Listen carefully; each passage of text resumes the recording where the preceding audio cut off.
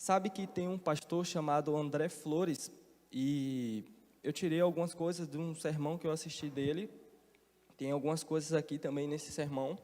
E ele conta que ele estava em um acampamento de verão e ele estava conversando com uma jovem e essa jovem falava que não sabia o que estava acontecendo com ela. Ela não tinha vontade de ler a Bíblia. Até aí, tudo normal, né? Quem tem vontade assim de ler? São poucos. Mas ela disse que não sabia o que estava acontecendo com ela, ela não tinha vontade de ler a Bíblia e que a morte de Jesus não fazia mais sentido para a vida daquela jovem. E eles ficaram ali conversando e ela disse que o passatempo preferido dela era assistir seriados. E eu não estou aqui pegando no pé dos seriados, é só os exemplos que a gente tem. E aí esse pastor, ele estava pregando em uma igreja e ele contou essa história, né, dessa menina, do acampamento de verão e tal, contou essa história no sermão dele. Quando ele terminou de pregar, uma jovem foi conversar com ele, né, outra jovem foi conversar com ele. E ela estava chorando muito e ali eles conversaram e tem um pedaço do áudio dessa conversa que a gente vai ouvir agora. Se você prestar atenção, são só 40 segundos o áudio, mas dá para a gente prestar atenção e tirar algumas coisas importantes daí. Note bem. Ai, meu Deus. E por incrível que pareça, assim, depois que eu comecei a assistir, nem nada me toca. Nem o culto, nem a pregação. Eu leio a Bíblia assim, faz sentido. Ai, eu fico até triste de falar isso, mas na hora que o senhor falou da menina do acampamento, pra mim também às vezes não tem sentido a morte de Jesus. Eu fico pensando que, sabe, não tem sentido essas coisas e eu só fico focando naquilo. É como se eu entrasse naquele mundo e o mundo que é real não existe, entendeu? Que é tudo a parte de Jesus. E começou a ficar tudo um desastre, sabe? É como se eu entrasse em um mundo que não é real e não conseguisse sair mais dele. Sabe que o diabo quer fazer para nos destruir? Tomar conta da nossa mente. Na última sexta-feira, vocês lembram em que parte eu parei da minha história? Quem lembra? Escolhi algo que não era Deus para poder me preencher. Tinha saído do meu emprego, né? O negócio não estava dando muito certo, o empreendimento que eu estava. E eu estava achando que estava tudo indo ruim e fui procurar algo que não era Deus e acabei me dando muito mal. Em 29 de março do ano passado, ainda lembro até a data, foi lançado um jogo. Esse jogo aqui. Alguém conhece esse jogo? Conhece? Conhece. Eu jogava... Esse jogo é uma versão para celular do LoL, né? Que o LoL é um jogo de computador. E aí foi lançado esse Wild Rift para celular em março do ano passado.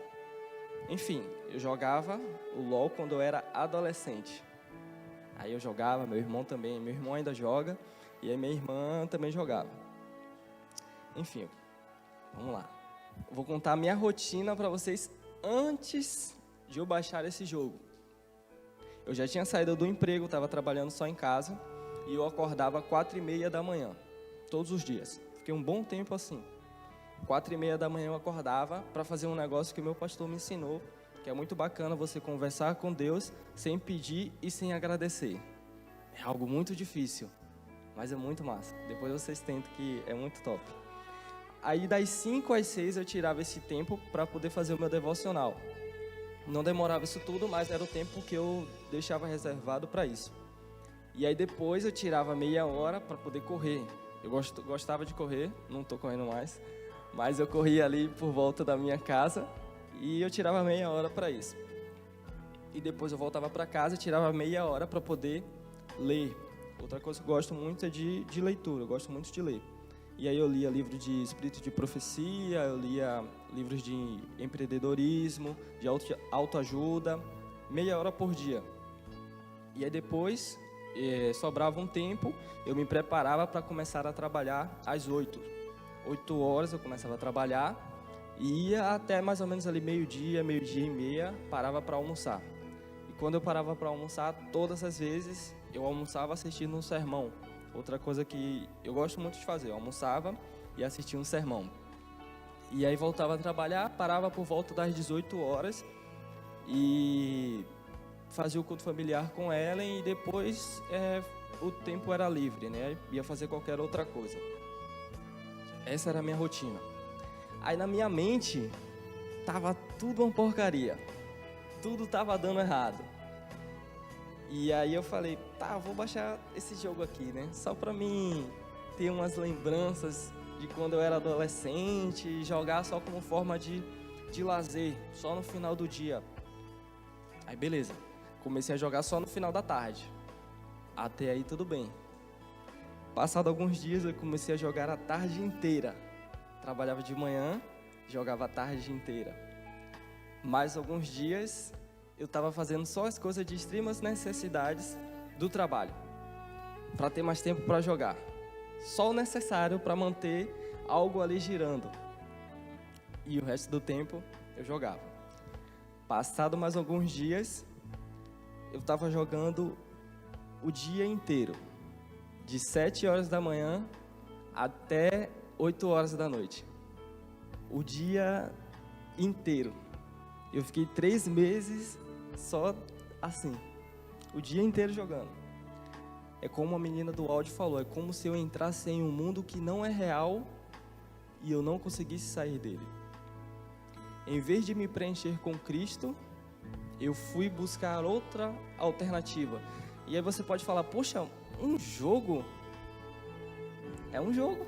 Tem gente que tem dificuldade com o sábado, tem gente que tem dificuldade com o dízimo, tem gente que tem dificuldade com a mulher dos outros, tem gente que tem dificuldade em amar a sua mulher e ser um bom esposo, um bom pai, enfim, existem inúmeras dificuldades.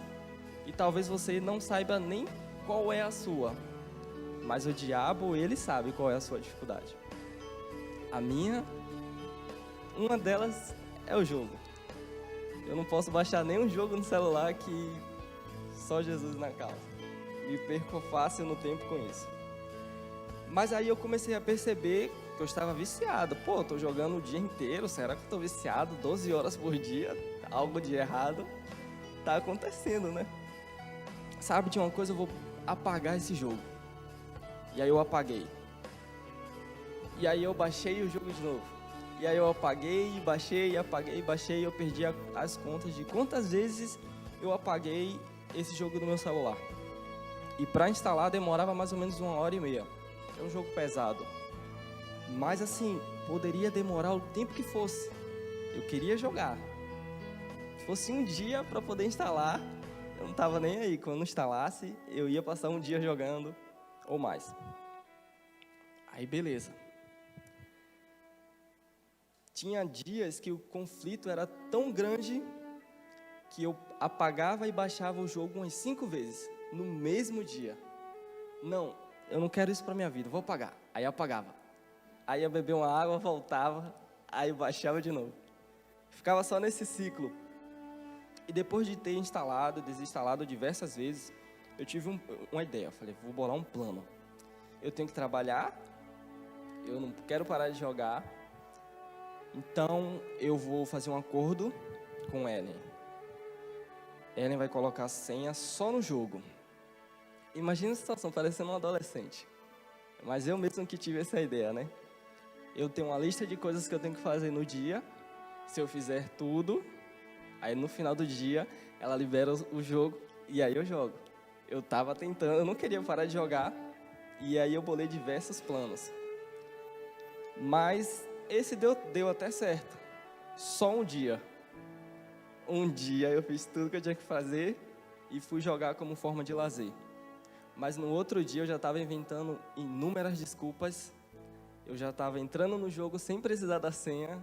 A nossa mente é incrível. Quando a gente quer alguma coisa, não tem quem faça. Você inventa desculpa, você arruma um jeito até você conseguir.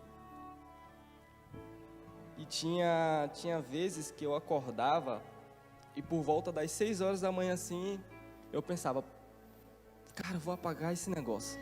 Está estragando a minha vida. E justamente nesses dias tinha outro pensamento, falava assim, já que você vai apagar hoje, então joga só hoje. E aí eu passava o dia inteiro jogando, só que com o pensamento assim, não, vou jogar hoje, mas vou apagar e amanhã eu vou voltar aos poucos, na minha rotina, e as coisas vão se encaixar. Passava o dia inteiro jogando, só que com o pensamento de que iria apagar. E justo nesses dias, é que tipo assim, teve 2 hábitos que eu ainda mantive na minha vida. O do devocional, que eu ainda fazia, não tinha qualidade, mas eu fazia. E o do sono, meu horário de dormir, eu sempre respeitei isso. Mas nesses dias que eu estava decidido a apagar, eu ia parar de jogar 2, 3 horas da manhã. E apagava. De madrugada eu apagava o jogo, mas assim, totalmente angustiado, totalmente destruído, porque mais uma vez eu falhei, fracassei, não consegui vencer nem a mim mesmo, e estava ali naquela situação, naquele ciclo. E teve uma vez que eu nunca vou me esquecer disso. Lá na nossa casa a gente tinha um quarto que tinha uma janela assim, que a janela era até baixa. E eu estava com o jogo aberto, aí coloquei o jogo em cima da cadeira, já aberto, pronto para poder iniciar a partida. Em cima da cadeira, e me ajoelhei de frente para a janela. E naquele momento ali, passei um bom tempo chorando, angustiado, conversando com Deus, porque não dava mais, eu queria parar, não estava mais aguentando. Só que ao mesmo tempo eu não conseguia. Eu estava orando aqui e o jogo aberto do outro lado. É como se eu quisesse andar daqui até ali. Eu sei que eu consigo, mas não vai, não consigo sair do lugar. Eu sei que eu tenho condições de ir até ali. Eu não consigo explicar. Só quem já passou por algo parecido vai entender. E aí, passado alguns dias, falei, eu preciso me libertar desse negócio aqui. Isso aqui está acabando com a minha vida. Igreja, a história diz que aquele endemoniado de Gadara, ele se ajoelhou aos pés de Jesus, e naquele momento estava Satanás e Cristo face a face. Satanás querendo escravizar a sua vítima e Jesus querendo dar liberdade. Aquele homem estava acorrentado, não somente fisicamente, mas também emocionalmente. E Jesus libertou aquele homem. Jesus restaurou a mente daquele homem. A história nos mostra que Jesus tem poder de nos libertar de qualquer coisa. Não há prisão que Jesus não possa abrir, não há corrente que ele não possa quebrar. Jesus, ele tem poder para nos libertar das trevas. Se você tem dúvida disso, olha só esse versículo. Esse eu vou ler, não precisa vocês cantarem não. E agradeçam com alegria ao Pai, que os tornou capazes de participar daquilo que Ele guardou no reino da luz para o seu povo. Ele nos libertou do poder da escuridão e nos trouxe em segurança para o reino do seu Filho amado.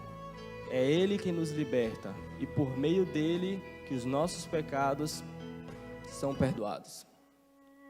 Muita coisa, né? Mas foque somente aqui, no que está marcado. Ele nos liberta. É Ele quem nos liberta e é por meio dele que os nossos pecados são perdoados. Deus nos liberta por intermédio de Cristo Jesus. Ele pode te libertar de qualquer coisa que estiver te escravizando. Te contei alguns detalhes e é interessante que você já consegue ver o final da história. Porque ano passado eu estava nessa situação, mas agora eu estou aqui sem ajuda de nenhum profissional, psicólogo, algo do tipo, contando isso para vocês. Se não fosse por Cristo, não teria condições.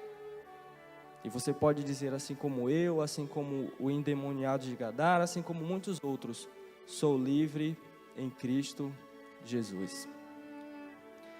Talvez você ache que você não consegue vencer. E a verdade é que você não consegue. Cristo vence por você. Ele vence com você. Uma música vai ser cantada agora.